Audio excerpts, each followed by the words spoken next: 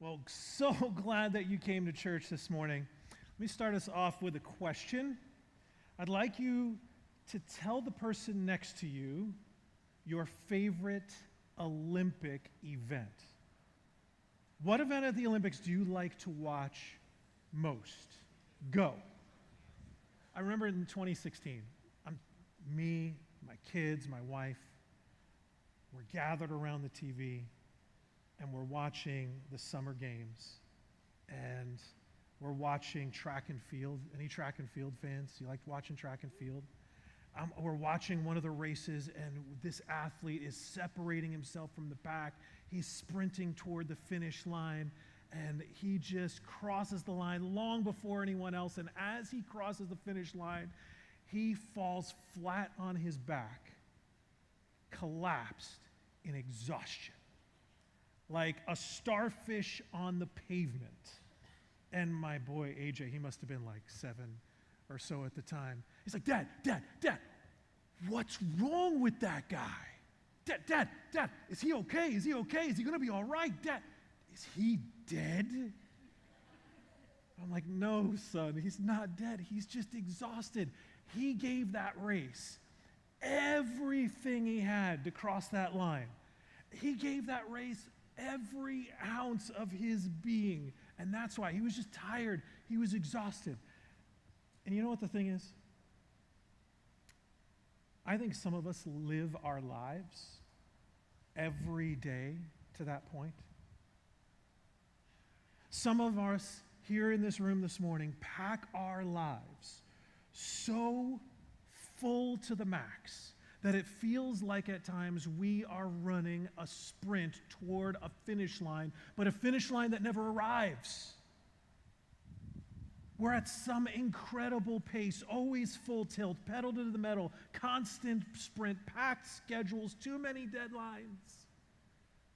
The difference between us and professional athletes, though, is that most really good professional athletes,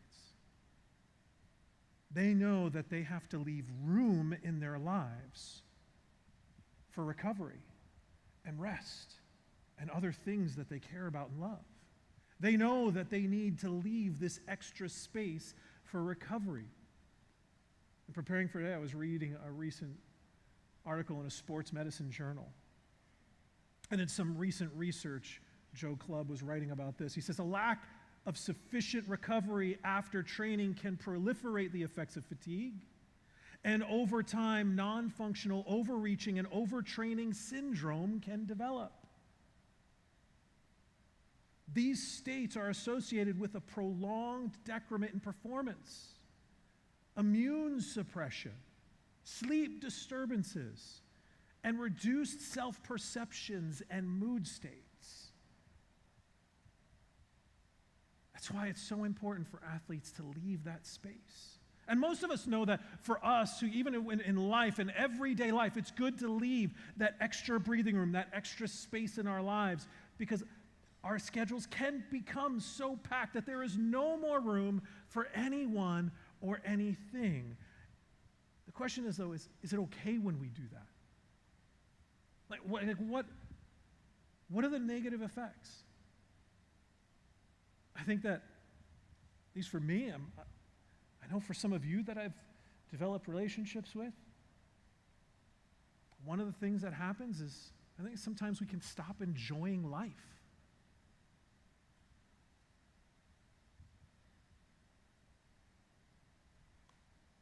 We stop making room for relationships.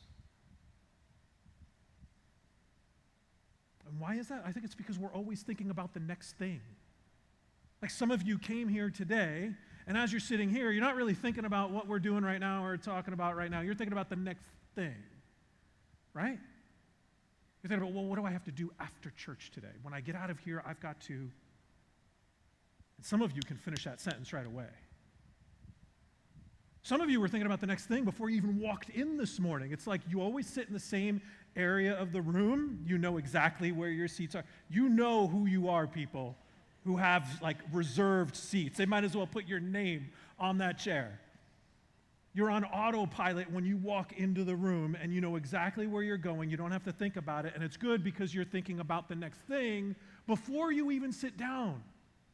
Some of you were thinking about the next thing before you actually got in your car to come to church this morning. Because our schedules are so packed, so chock full of things. Maybe you're like me. I've lived life this way. Numerous times I have found myself with a status in life where I am packed so full that there is no room for anyone or anything, and I can't meet someone new or develop a new friendship because I'm barely keeping up with the ones I have right now. And I'll try to make myself feel better by saying, well, it's just a season. This is just the season of life I'm in right now, and so it's not going to be like this way forever. It's just a season, and everyone else I know who's at this life stage in career and kids or family or marriage and relationships, their lives are like this too, and that's normal for them, so it's okay. This is just a season, so I just got to suck it up and push forward, but that season never ends. Why do we do this? Why do we live our lives this way? Because I don't think any of us would volunteer for it. None of us are saying, yeah, I'm raising my hand because sign me up for the never-ending schedule and endless list of kids' activities and extra duties at work and where I have no time and I'm constantly exhausted. Sign me up for that, yes. None of us are doing that. So why? I think that, and this is just my opinion, I think one answer I came up with was fear, and not like spooky, creepy fear, like, oh my gosh, we're going to die kind of fear. No, the kind of anxious fear that in most situations is actually productive. You know, that little bit of anxiety that kind of motivates us to get things done kind of fear. I think that kind of fear can creep in where culture begins to reprioritize our life into what culture dictates is important, as Brian was introducing last week. Fear like, well, I'm afraid that I'm going to miss out. We become afraid of missing out. Like missing out on things that other people are doing that we think might be important, or missing out on an opportunity that because of my schedule, I've got to make sure I'm prepared for, so I've got to pack it more full to make sure I'm prepared so I don't miss out on this. Or some of us are worried about letting our kids miss out on an experience because we want to provide the best for them and the most opportunities we can for them, so that becomes an excuse and a legitimate reason in our minds to pack our lives so full. We don't want to let anybody miss out, certainly not our kids, and we don't want to miss out either. Some of us are afraid and anxious of falling behind at work. Because if I don't produce, if I don't get things done, I'm not going to have that opportunity. I'm going to be overlooked for that promotion. I'm going to miss this payday, this chance at work. Some of us are afraid of not keeping up with our friends, and not just career paths and keeping up financially with our friends, but keeping up socially with our friends can creep into this too. And it kind of is lumped into that whole missing out category because we could see what our friends are doing and what's important to them and how they're active, especially in social media. We punish ourselves with this all the time. Look how happy they look, and look what they're doing, and I'm not. Some of us become afraid and anxious of insignificance. Like, am I really going to matter? Am I doing enough to actually get noticed and make a difference?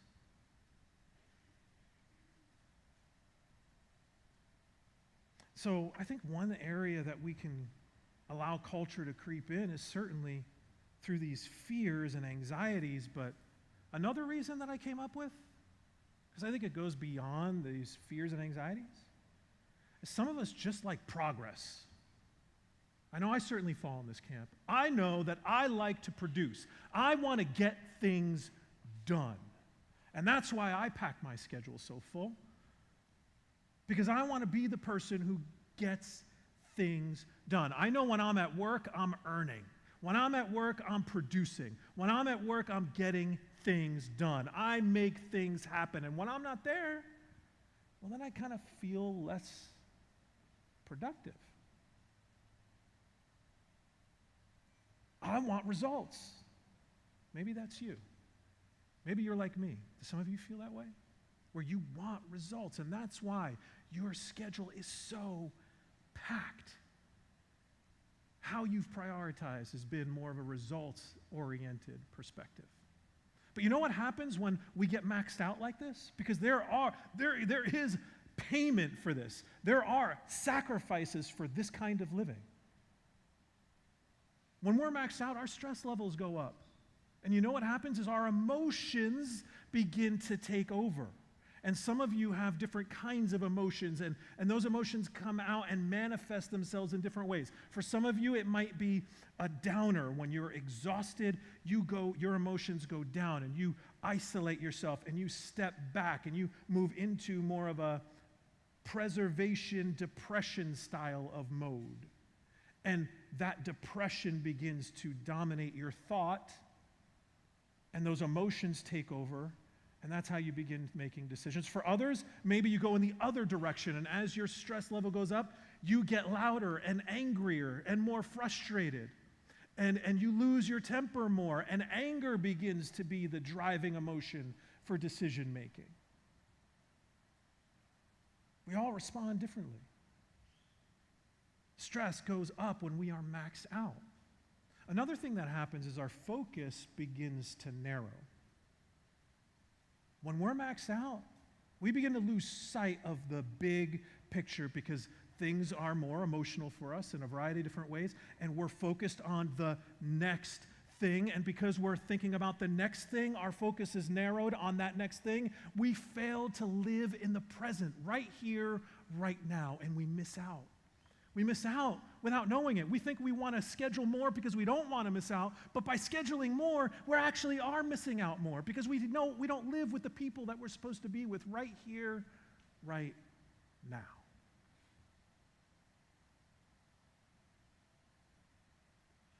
When we're maxed out,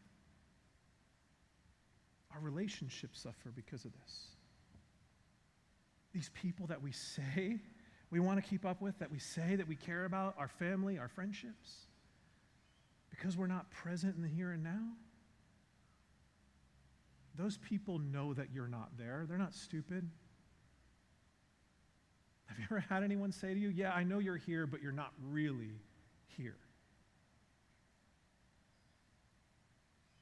Brian introduced this series of teachings that we're continuing with this week that we're calling right-sizing. Friends, our culture, as he was sharing with us last week, we've allowed our culture to dictate our priorities, to dictate our commitments, to tell us how we should spend our time, instead of allowing the teachings of Jesus to help us set priorities. And it's even more damaging when we teach our children and grandchildren that the culture's way is the right way. We've got to right-size our commitments and priorities so that we can know the difference between what the culture says is important and what Jesus says is important. So I want us to start off where Brian ended us last week, and that was in Matthew chapter 11, verse 28. Jesus said, "Come to me, all of you who are weary and burdened, and I will give you rest." Some of you here this morning are weary. Some of you are burdened, always rushing to the next activity because you, as many of us have allowed the culture to dictate to you what's important. It's almost like we make this exchange and don't know the consequence of this exchange.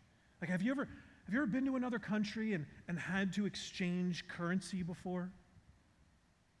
I remember when I was a kid growing up, family was really important to us, and so we would go to Ontario, Canada, every single summer to go visit family. And when I got to an age old enough, it was around like 8 or so years old enough to know the meaning of money and this idea that I wanted to spend money on things that I wanted, I started accumulating my cash that year so that I could go on vacation with the family and buy things that I wanted. And I'd saved up like $50. And we go to a bank or somewhere for a currency exchange as we are entering into Canada, and I hand the person at the counter, my dad kind of was getting old enough, he's wanting me to do things on my own, and so he's having me go to the counter by myself, and I'm nervous as I walk up, and I hand them all that I've saved, everything I've saved for that year. I hand it to the teller, and I give it to them, and when I look at what they gave me, I was puzzled when I got the cash back, because it looked like Monopoly money. Have you seen Canadian cash? It doesn't look real. But what baffled me even more than how it looked was how much they gave me. They gave me back more than what I gave them. I gave them like $50. They gave me like $75 back. I'm like, I look at my parents, I'm like, whoa, Mom, Dad, we need to do this more often. But you know what it was that I didn't realize at the age of 8 or so? Was that I didn't realize that what I had was more valuable than what they were going to give me. Friends, what we have in Jesus, the peace and rest that he's willing to provide is more valuable than anything, any results, any progress that we think our culture can give us. What we have is more valuable. Jesus says if we come to him, he's going to give us rest and peace. How? Well, again, Brian introduced this to us last week. Look at verse 29. He says, "Take my yoke upon you and learn from me." What Jesus is instructing us to do here is really important. Don't miss this. Let me ask you a question. Who are you learning from right now? What source of wisdom has had the majority of your attention this last week? Is it Jesus? What source of wisdom has had your mind occupied in the last 3 weeks? What source of wisdom has had the majority of your attention in the last 3 months? Is it Jesus? Have you made room for him and his teaching? There's a benefit. There's a benefit to him being the source of learning for you. And if you're in here this morning and you don't know how to do that, please go to Connection Central before you leave today. Because there is a team of volunteers that would love to connect you to an opportunity where you can learn from Jesus. Jesus said, "Take my yoke upon you and learn from me, for I am gentle and humble in heart, and you will find rest for your souls." Doesn't that sound amazing? To have the opportunity to have rest in the innermost part of our being. But what do we have to do in order to prioritize this way? What is supposed to come first? What should be the priority? How should I organize my commitments? Well, fortunately, there are some people that asked Jesus a question around this very subject. And it's a verse you've all heard before. But maybe you just haven't taken the time to apply what we're going to see that he said, to apply it in your life in the most practical of ways. In Matthew chapter 22, there was a group of religious leaders that were conspiring against Jesus and doing so by asking him a specific set of questions, and this is where one of those questions is introduced. An expert in the law comes to Jesus to test him with this question: Teacher, which is the greatest commandment of the law? In other words, Jesus, what do you believe should be our priorities? Because among religious leaders of the day at this point in time, there was a lot of debate around where the priorities should lie in reference to the rules that we should follow in religion.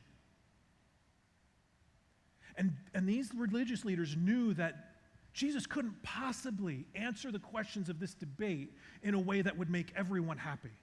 And if we could just trap him in this question, he'll upset someone and therefore lose credibility.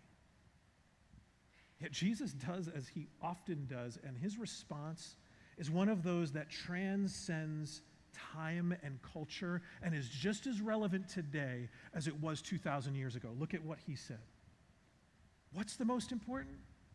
Jesus replies, well, love the Lord your God with all your heart, with all your soul, with all your mind. This is the first and greatest commandment. How does following this teaching help us prioritize our commitments? How does this help us determine what's important? Well, friends, some of us today, some of us in this room right now, unfortunately,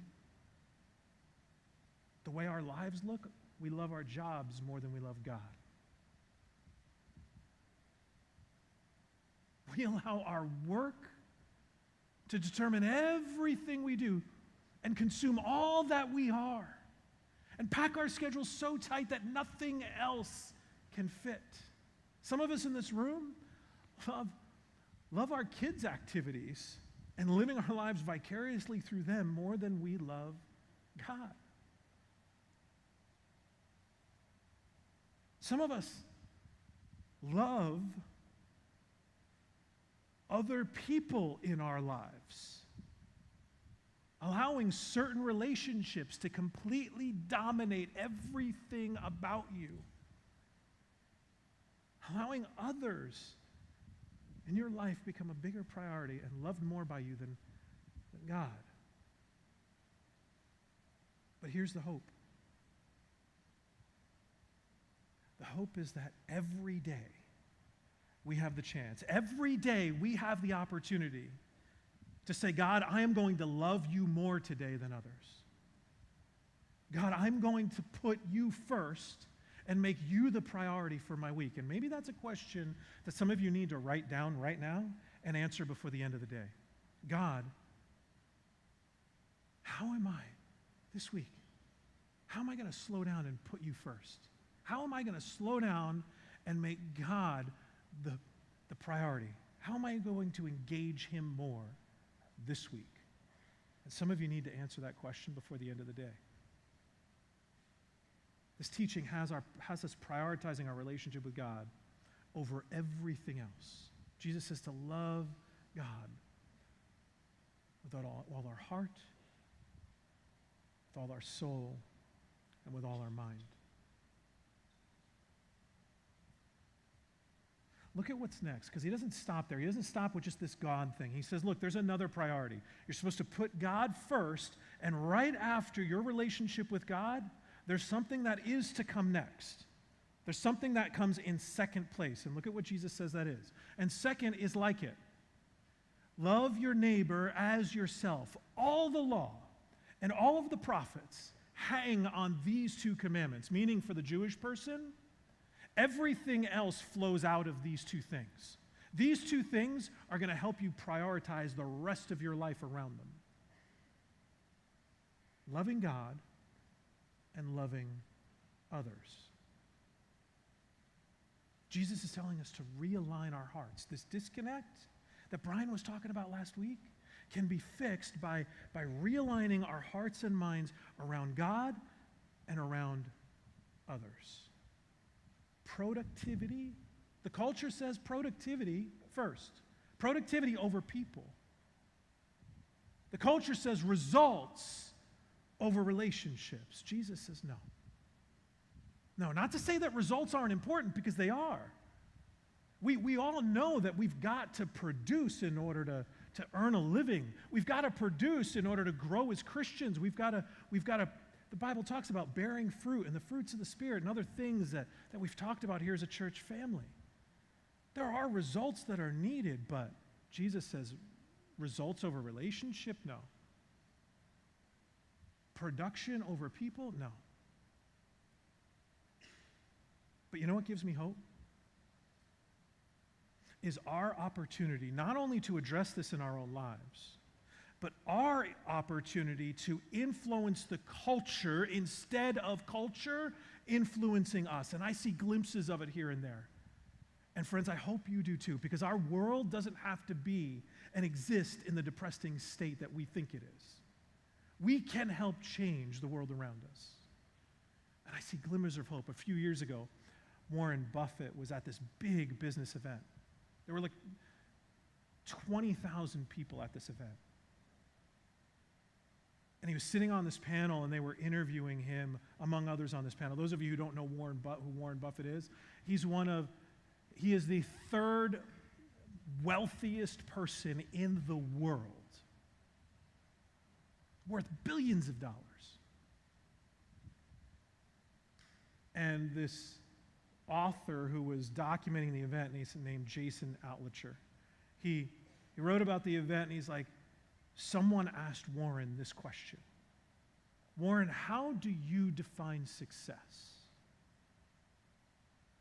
And Jason said the whole room, they were at the edge of their seats. He said you could hear the entire room shift forward as they were waiting for Warren Buffett to give them a number, to tell them what they had to do to achieve success. What number would they have to reach? And this is what Warren Buffett said. I measure success by how many people love me. And the best way to be loved is to be lovable. Friends, when I see things like that, I have hope for our world. What this means is what Jesus has been teaching us all along. That we need to choose relationship over results. It doesn't mean that results don't matter. It means we choose relationship over results. Why? Because it's a relationship with God, your Heavenly Father. And it's a relationship with others by putting God and people first. It's those relationships that are going to empower you to get even better results than you could have gotten on your own.